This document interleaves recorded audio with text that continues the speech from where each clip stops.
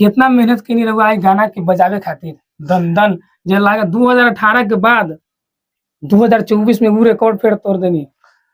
देखिए मेहनत हमेशा हमनी का मेहनत में तो कोनो कमी ना होखेला। मेहनत आदमी हमेशा करेला और हमनी के कोशिश रहेला कि फुल इंटरटेनमेंट फुल मनोरंजन दर्शक लोग के करावल जाए। पीछे हुनपा ढक के ठेकुआ खइह खड़ा होके खसता कहाँ कहाँ कथी मिली सुन लो बेवसता। तो ढोरीपुर में पान खइह जोबनपुर में नसता मोहन कलता जरा जा कट जाई रसता। तो यह मारा दंदन जाता रह तू तलंदन। तो अभी आप देख रहे हैं भोजपुरी मेल। तो आज मेरे पास कोई पावर स्टार है तो कोई ट्रेंडिंग स्टार है। आज मेरे पास ग्राउंड स्टार है।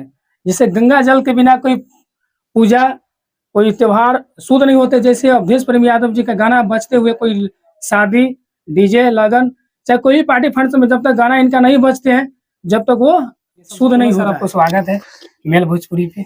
आपका भी हार्दिक स्वागत हार्दिक अभिनंदन है। आप स्टूडियो पे आए हैं जी। और आपका ये चैनल है मेल भोजपुरी चैनल। तो सबसे पहले कि आपको हार्दिक शुभकामना कि आप नए चैनल शुरुआत किए हैं। मेरे तरफ से आपको ढेर सारी शुभकामना ढेर सारी बधाइयाँ। सर जी अभी एक गाना बज रहा था ट्रेंडिंग में दंदन लंदन दंदन और क्या उसको बोलते चंदन। ये तीनों जहां हम गए पटना में भी थे राजधानी में भी खेसारी हो पवन हो टुनटुनी यादव वो सबका गाना उस टाइम दब गया था। जिस टाइम आपका गाना राजधानी में ट्रेंड कर रहा था दंदन। हम पटने रहते थे पटने आपको गाना सुने हैं। तो सर आपसे मिलने के लिए हम दिल्ली आए आज इंटरव्यू कर रहे हैं लक्ष्मी स्टूडियो में। गुड्डू जी के स्टूडियो है।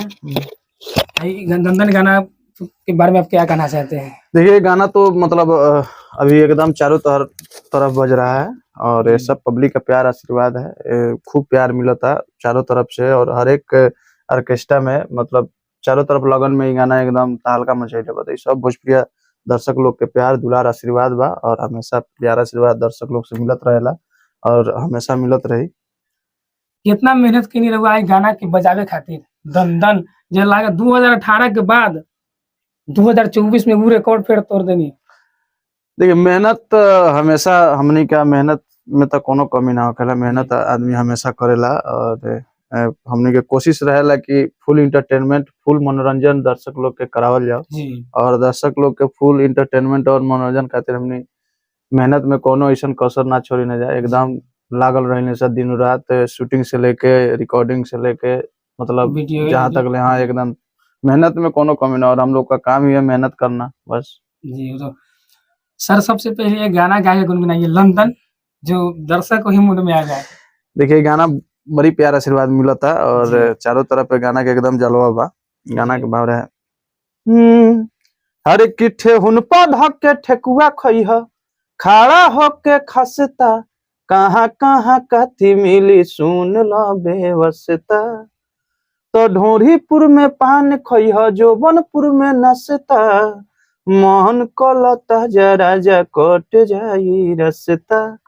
तो यह मारा दंदन जाता रह तू तलंदन।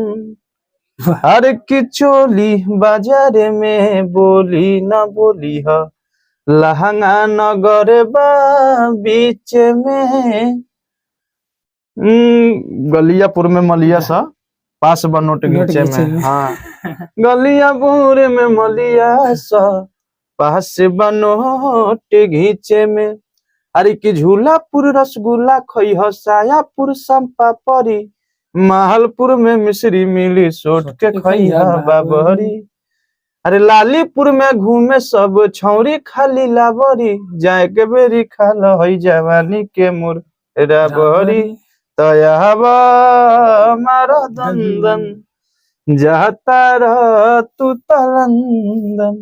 ये गाना बहुत अच्छा लगल। काफी ट्रेंड करा था। अभी गाना देखते 4 नंबर पर अभी भी ट्रेंड करा था। लगभग 5 महीना हो गए 4 महीने गाना बहुत चारों तरफ एकदम जलवा।